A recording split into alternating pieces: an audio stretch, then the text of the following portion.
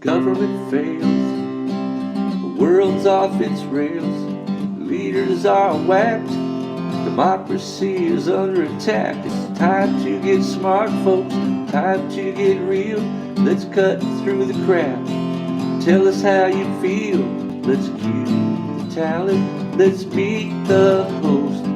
Podcast by George. Hello, hi, how are you? Welcome on back into another podcast by George. Well, it's time to check in again with Nicholas Powers, our New York City, our New York kind of guy. I love to get him on the podcast. We're lucky to get him here for a few minutes because he's been a very busy man. It's been difficult in New York City on a lot of different levels. I'm sure you've been following the news. They were hit first and hardest by this screeching pandemic that brought everything to a halt out there in New York City. They look like they flattened the curve. They started to come back from that.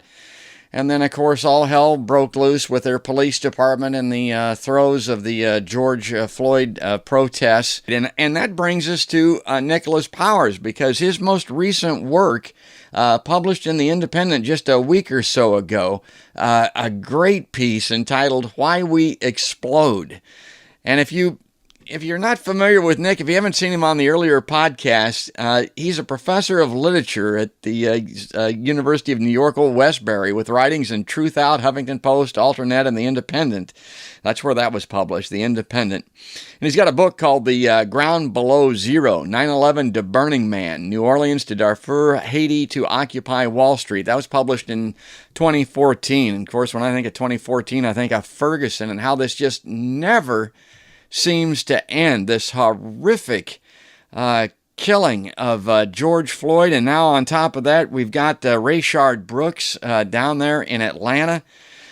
And I'm kind of rambling here a little bit, but I knew it was time to bring Nick on and kind of see what his state of mind was, what it was like there in New York City. And I'm going to put the link to this piece that he just wrote up because it's a beautiful piece of writing. My God, I know a little bit about writing. I know a little bit about prose and a little bit about poetry, and it's really great to be good at one or the other, but this guy is great at both. And if you read this piece, it's like, I don't know, you might want to call it poetry prose or something. It's just absolutely fantastic. Nick, welcome back to a podcast by George. Hey, thank you so much. And also I'm flattered. I'm like, who is George talking about? I need to meet this Nick. Well, I gotta, and I even pulled some of the quotes from this. And again, this might get us into it. And I'm thinking about New York City, and you're talking about your friend in this article, in this piece. And you asked him if he was protesting. He said, nah. And he avoided your eyes and fidgeted his COVID-19 mask. We'd talked about this before. When Sean Bell was killed by the NYPD, you said you went to the funeral and joined the protest. Your friend did not. When Eric Garner was killed, the same. And you mentioned that most of your neighbors do not march. Now, I mean, here in the Midwest, we look at all those people in the streets in New York City and we think, my God, everybody must be protesting. Well, we just have no comprehension of the mass of humanity that are out there and the numbers that are involved. Most do not march. And you go on to say, in their long New York lives, they've heard too many gunshots, saw too many dead. They watched mayors make promises that never came true, or protests that shook the city but left no lasting change. To protect themselves from the vulnerability of hope, they developed a stoic fatalism. Nothing gets better. Just do your hustle, man. Oh my God, Nick. I mean, that makes my hair stand up on the back of my neck, makes my eyes water. I mean, that's really, really something. That's a great way to describe the world as it is today in New York City. Thank you. Yeah. When I wake up and walk even to the corner store in Bodega, the city is so packed with people that your neighbors become like your morning gauntlet of hellos and high fives and swapping stories. And every time I pass their faces and we talk, I'm reminded that there is this kind of stoic fatalism, because people have been born here in New York, raised here in New York, and they've seen the swells of marches and protests go by. They've seen mayors promise to change the city for them. And the protest unfortunately haven't changed much, and the promises turned out to be glitter. And so this kind of hardening of the heart comes by, and I think that the hardening of the heart, the kind of scar tissue over the soul, is one of the worst symptoms of poverty or social strain. And when that is gone, when you can't feel anymore, then you're almost out of the game, and you stand by idly on the street corners, and people talk about George Floyd, and they'll get angry about the murder of George Floyd in broad daylight, captured on video, and then played in endless loops through social media. But too oftentimes that cynicism holds people back. And then the younger generation, which is why the activists tend to be younger, oftentimes college-educated, quasi-middle class, that they inherited both the language of protest, they've inherited the history because they learned the history in classes and informally through their families, but also they're young, so they haven't been as brutalized for as long yet. And so the hardening of the heart hasn't happened. And so for them, their spirits are on fire, and they still believe that the world can be changed. And so they fling themselves out into the street. And what's beautiful is that sometimes you have a perfect storm where the passion of youth and sometimes also the expertise of older activists who've seen the waves go up and down of protest, seen the waves go through the street. And there sometimes is a perfect storm. And I think right now we're actually at a perfect storm. Wow. And that perfect storm is that you have the pressure of the quarantine.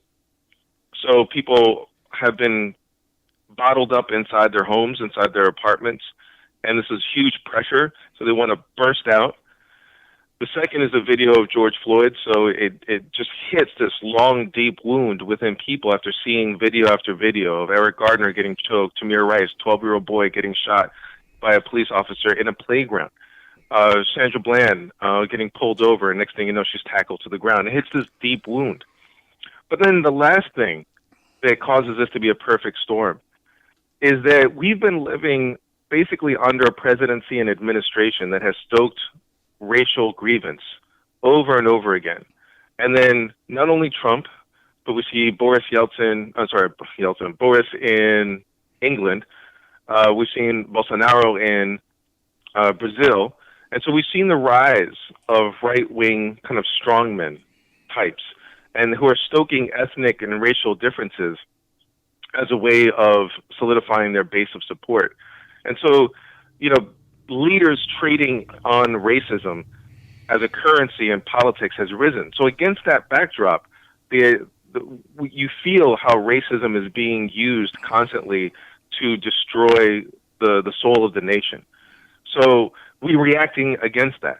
So against those three kind of social forces, right now we're in a perfect storm. And I think that's why the waves of protest are seemingly to shake, the very kind of foundations of the state. Nick, I'm an old white man here in the Midwest. I've never been the victim of racism, but I grew up on a farm, and I've told people before on this podcast that gives you the unique perspective of being able to identify bullshit. And there's a reason that it's called bullshit, folks. It's because it's stronger than cow shit. I mean, it's the worst. I mean, that's why it's called that. This thing really pisses me off with George Floyd on a lot of different levels, even though I'm not a direct victim of it. And one of it is because of the bullshit that's grown out of it. One thing right now is you're seeing these reforms that are being announced by these police departments across the country. You got a guy out there named Dermot Shea that's announced some reforms, and one of them is chokeholds are no longer going to be legal. They're going to outlaw those. And I look at that and I, my God, I'm pretty sure that strangling a man on a sidewalk is illegal. I don't think that you're allowed to do that, yet it happens. So those kind of whitewashes, those kind of things where you announce a new policy or a new law to make something illegal, they're absolutely meaningless. It just blows the side of my head out. I hear that. And, for one, I want to say, look, I appreciate, obviously, the acknowledgement saying, look, I'm an older white guy, I grew up on a farm. How would I know this? But I do know bullshit. So I appreciate that acknowledgement. But I also got to say that when you look at the numbers, and look, even beyond the numbers, just life. I mean, when I've traveled, what I've consistently seen is that the police guard the borders between class. And so if you're poor, if you're homeless, if you're looking down and out, and you're in a quote unquote respectable area, maybe a nice mall, maybe a nice main street downtown, you're going to attract attentions first from the people. They're going to start giving you sideways glances. And then obviously you get the attention of the police who begin to surveillance you. What are you doing here? Are you going to steal something? Are you going to hurt someone? You're so desperate. You're too desperate and hungry to be around these respectable middle class or upper class people.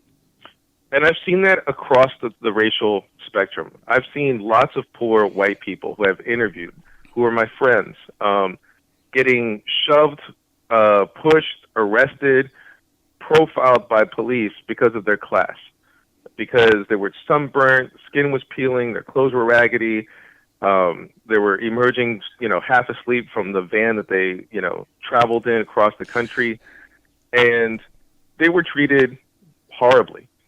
So I think there's an overlap between how black people and people of color generally are treated, because racism kind of destroys the class distinction. So it doesn't matter if you're upper class or middle class person of color.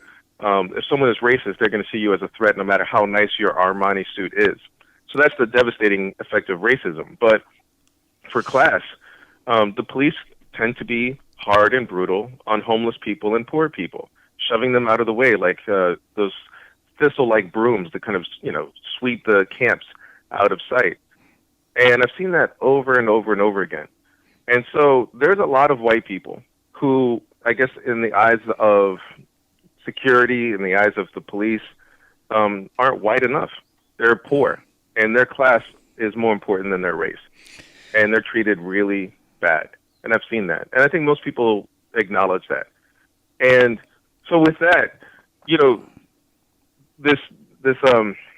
this focus on police brutality, with the George Floyd video, what I'm hoping that comes from it is that the racism that killed George Floyd, when that white officer knelt his knee on the guy's neck for almost 9 minutes, and obviously his eyes were rolling up in the back of their head. I think what I want, just to kind of make it clear and clear, I don't want to talk like a professor right now, just to make it very clear, for your white listeners who are out there in the heartland, I just want them to know one thing. The racism that killed George Floyd is also killing you. And it's killing you because conservatives have used racism consistently to scare white voters away from programs that would have helped everyone. Yes. So they talk about welfare. What do? They bring up a black woman welfare queen, kind of a figment of the imagination, and dangle her in front of the eyes of the white voters. Some people are like, well, I don't want my tax dollars going for those lazy black people or those lazy Latinos or those immigrant Asians or those terrorist Muslims. I don't want my money supporting a trans person's operation. Those are those strange other people. And so they dangle that in front of you. Or if they say free college for all, they're like, again, this is going to support those undeserving poor, those strange other people. And, or, so we tell Medicare for all. Again, this is going to break the bank. This is going to destroy America. This is really supporting other people. You don't need it. You're good Americans. You're self-reliant. You can lift yourselves up by your bootstrap. And what they constantly do is they play on racism, sexism, transphobia, xenophobia, whatever, all the fear. They're all different brands of fear. And they dangle that in front of the white voters who need these programs too, because they're poor and they're scrambling and they're desperate and they don't know how to pay their bills. And so they're clutching tightly to that fist of dollars. And then they're told that money, that little money that you have is going to be taken by the government and given to someone else. And that racism, that use of racism is killing white people too. That cop's knee on George Floyd's neck is really on your neck too. Because the reason you don't have an easier life is because conservatives have been using racism to kind of lead you down a blind alley. And then you wonder how come life is getting harder and harder. And I'm telling you that when you talk to people of color, most thing that they want, most people don't really care about reparations. Most people aren't trying to go, quote unquote, back to Africa or start some separate state. The vast majority of people of color, really what they want, good jobs. Yeah. Good jobs. Just good jobs. Just a job so they can have some decency when they work and some decency with their paycheck. That's people have been here way too long to be anything else other than American. So what do they want? They want the same thing you want, a good job. That's all. You know, So, no, and I just wanted to interject a little bit. I do have a little personal experience with some white privilege, I guess you could call it, that really struck me with the Rayshard Brooks situation down there in Atlanta. The guy that was asleep in the drive-up, for God's sake, and they shot him in the back as he fled. They said that he had a taser. I don't know. That's all yet to be determined, but they screwed with him, and it's like, why do that? And the reason that it got to me was a long time ago, and I was back in my drinking days when I was younger. I was a long way from home. Had a nice pickup truck. Pulled over in a residential neighborhood and went to sleep. Pretty soon, the next thing I know, there's a baton tapping on the window and a flashlight, and it's John Q. And he rolls me out of the truck and wants me to recite the alphabet backwards from the letter R. Now, I was sound asleep, alone, intoxicated. I mean, absolutely no way to... And I'm like, are you kidding me? Are you serious? Well, if you see what they were doing to Rayshard down there, I mean, it's the same kind of stupid human tricks that they try to get you arrested on. But unlike him, I was able to talk my way out of it because I told the cop that I lived nearby, and there was a place in this town that I used to live. And if he would just allow me to leave my truck legally parked on the street, or for Rayshard Brooks, leave his car in the parking lot of the Wendy's, he could take me home. No muss, no fuss, no legal system, no problems. I mean, I wasn't resisting, neither was he. Cop did it. Took me to this place. Yeah. Now, I didn't live there any longer, and this is where the comedy comes into play. I got out of the cop car, walked around to the back of the house, and hid behind a bush while he sat there and waited for the lights to come on in the house, I think, which they never did, and he waited, and I thought, my God, I'm going to go to jail. But, I got out of it. But long story short, I got out of it because who I was, because of the class situation that you're talking about, whereas he didn't, and it cost him his life. And I want to go back to this piece that you wrote because you and I think a lot alike. I couldn't look at the George Floyd video to start with. I knew what had occurred, but I just couldn't watch it. I watched it later like you did. And you write in this that you pressed the button finally to look at this video. A wobbly camera showed 3 cops crushing him with their knees. I can't breathe, man. Please. The cop grinds his knee into Floyd's neck. I can't move, he gasped. And here's what got to me, Nick. Honest to God, again, as an old man, this made me weep. He said, Mama. My God, do you have any idea what kind of a strait a man has to be in, a guy like George Floyd, to cry for his mama on the sidewalk? Oh, my God. I shut you. Go on to write. No breathing. I stopped the video. America, 2020. I don't know what to say. That's the part that got so many people when he cried out, because everyone says mama. Everyone has said that. Everyone has, moments of terror, fear, hunger, loneliness, called out for their mom. And it was just a universal sound that, like a bell, just kind of struck the bell of everyone. And that's what resonated afterwards. And people saw so much of themselves in him. That desperate kind of last breath. And his mom had passed away. So in a sense, it's almost as if he knew that he was going to die and meet his mom. And so that cuts through race, and it cuts through class. It cuts through everything. It just cuts through, I'm literally watching a man aware that he's going to die, calling out to his passed on mom as if he's going to meet her and asking for comfort as he's losing his last breath. And I think that and to know that here he's calling out for her, and the cop who heard this louder than anyone, he was the closest one to George, didn't say, all right, that's enough. Let me move my knee from this guy's neck. Point proven. He's in handcuffs. He's not going to hurt anyone. He never was anyway. Let's just call it a day. And he didn't.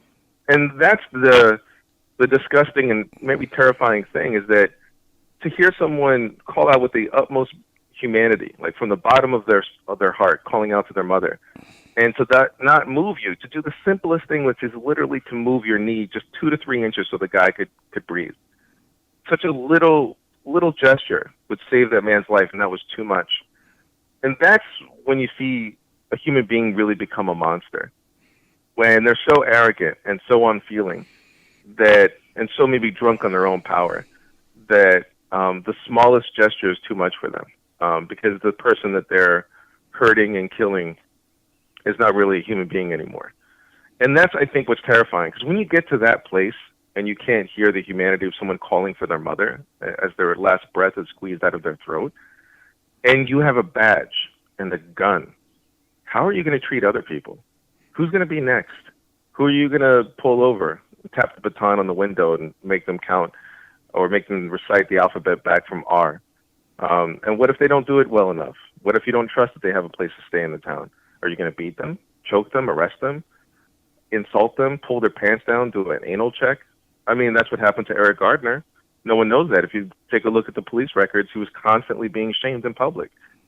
When you lose your humanity and you have that much power, a badge and a gun, that's terrifying. And I think that's ultimate, and it's also uncountable. You can't really hold, oftentimes, police who are brutal accountable. And it's only now, after huge protests in which the streets were on fire, that only now, reluctantly, are we getting a few convictions. And it shouldn't have to be that way. So you have to ask, for me, I ask naturally, what role do the police play in society for the politicians and for the wealthy and the ruling class, that it takes literally cities on fire for us to get a conviction of what's obviously an immoral and illegal act by a police officer? So that's the question for me. Well, I mean, Nick, I spent a lot of time in radio, and I mean, in radio, you got to paint word pictures. I mean, that's what it's all about. And folks, this guy's one of the best.